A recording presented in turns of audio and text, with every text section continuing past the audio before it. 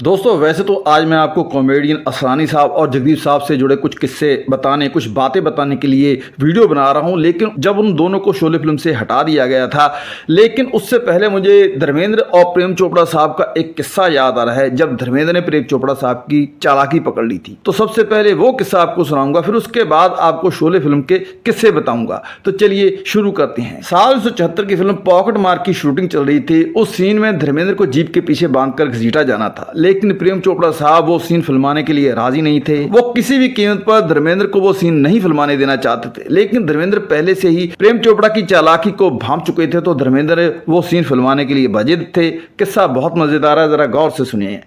Shooting शुरू हुई। धर्मेंद्र ने प्रोटेक्शन के लिए एक लेदर का जैकेट पहना और उन्हें रस्सी से बांधकर जीप के पीछे लिटा दिया गया और जीप चल पड़ी। उस शॉट में जीप की ड्राइविंग करने वाले विलन प्रेम साहब थे, मतलब प्रेम चोपड़ा साहब। ये उस वक्त की बात है जब धर्मेंद्र और प्रेम चोपड़ा साहब पहले मिले नहीं थे, मतलब अभी उन दोनों की दोस्ती नहीं हुई थी। वो शॉट देते समय प्रेम चोपड़ा साहब बहुत परेशान नजर आ रहे थे और एक समय ऐसा आया कि उनसे रहा नहीं गया और वो पास खड़े धर्मेंद्र के कजन बदन नरेंद्र से कहने लगे कि यार तुम क्या कर रहे हो, धर्मेंद्र फिल्म का हीरो है, उसे इतना खतरा मत उठाने दीजिए, कहीं उसे कुछ हो गया, उसका चेहरा खराब हो गया तो क्या होगा, लेने के देने पड़ जाएंगे, शूटिंग बंद हो जाएगी, तुम जाओ और जाकर उसे रोको, उन्हें कहो कि वो मत करे ऐसा सीन। नरेंद्र पहले तो कुछ टाल टोल करते रहे, लेकिन प्रेम साहब के बार बार बोलने पर धर्मेंद्र के कजन भी परेशान हो गए और वो धर्मेंद्र के पास जाकर धर्मेंद्र से कहने लगे कि धर्मजी प्रेम साहब कह रहे हैं कि मत कीजिए ऐसा खतरनाक सीन, चोट लग जाएगी। धर्मेंद्र ने घूमकर पहले तो नरेंद्र की तरफ देखा, फिर उनकी नजर प्रेम चोपड़ा साहब पर पड़ी। वो सिगरेट हाथ में पकड़े हुए उन दोनों की तरफ ही देख रहे थे। तो धर्मेंद्र ने अपने कजन से कहा कि तुम चुप रहो, मैं जानता हूं मैं क्या कर रहा हूं, मुझे मालूम है कि वो ऐसा क्यों कह रहा है। इस सीन के बाद मैंने उसे इसी जीप के पीछे बांधकर घसीटना है। अब मेरा सीन तो करीब करीब हो ही गया है, अब बारी उसकी है, जाकर बोल दो उसे कि सीन के लिए तैयार है, वही लेदर की जैकेट पहनकर आ जाए। प्रेम चोपड़ा ने सिगरेट उठाई और बिना कुछ बोले लेदर की जैकेट पहनने लगे। अब आते हैं शोले फिल्म के किस्सों पर। दरअसल राइटर जोड़ी सलीम जावेद लाख कोशिशों कर शोले फिल्म का क्रेडिट खुद को देते रहे, लेकिन सच तो ये है कि उन्हें हमेशा ऑडियंस के सामने झुकना पड़ा और हमेशा ये सत्य प्रकाशित हुआ कि शोले फिल्म का हर किरदार उस फिल्म के लिए मायने रखता था तथा मायने रखता है, चाहे वो फिल्म का हीरो हुआ, चाहे कॉमेडियन जगदीश साहब थे।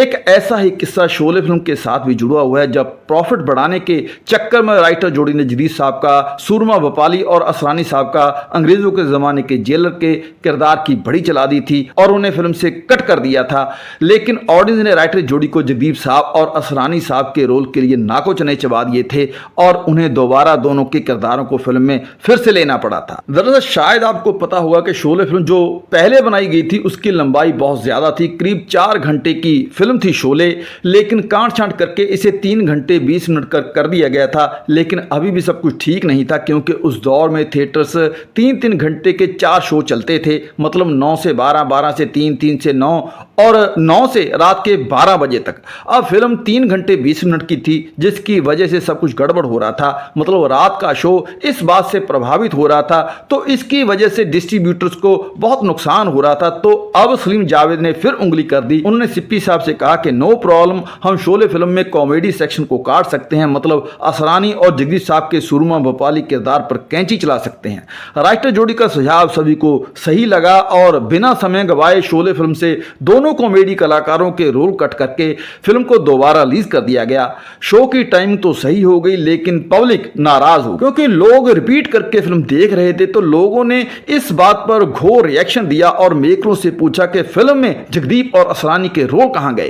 पहले तो फिल्म के मेकर आनाकानी करते रहे, लेकिन बाद में उन सभी को लोगों के रोष के आगे झुकना पड़ा और दोबारा से सूरमा भोपाली और अंग्रेजों के जमाने के जेलर को फिल्म में फिर से ऐड करना पड़ा। अगर हम जगदीश साहब की बात करें तो वो एक स्वाभिमानी इंसान थे। उन्हें शोले फिल्म में कास्ट कैसे किया गया था वो किस्सा भी बड़ा मजेदार है। उस वक्त भी सिप्पी साहब को उनके आगे झुकना पड़ा था, तब वो इस फिल्म में काम करने के लिए राजी हुए थे। शोले फिल्म में जगदीश साहब का किरदार पहले फिल्म में है ही नहीं था, उन्हें फिल्म की शूटिंग कंप्लीट होने के बाद फिल्म में ऐड किया गया था।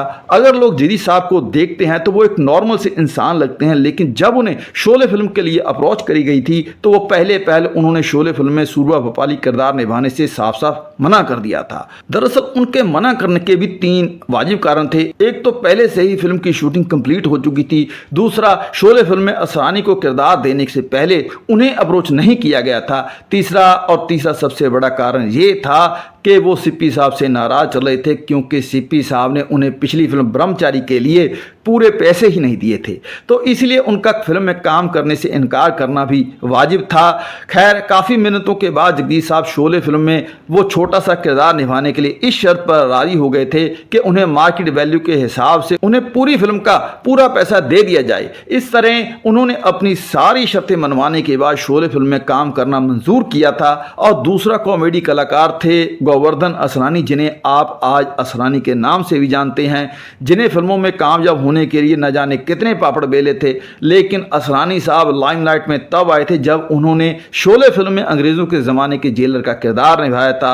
और इस फिल्म में उनके एक तकिया कलाम के हम अंग्रेज़ों के ज़माने के जेलर हैं, इस एक डायलॉग ने उनके ज़िंदगी के फिल्मी सफ़र को एक मंजिल दे दी थी।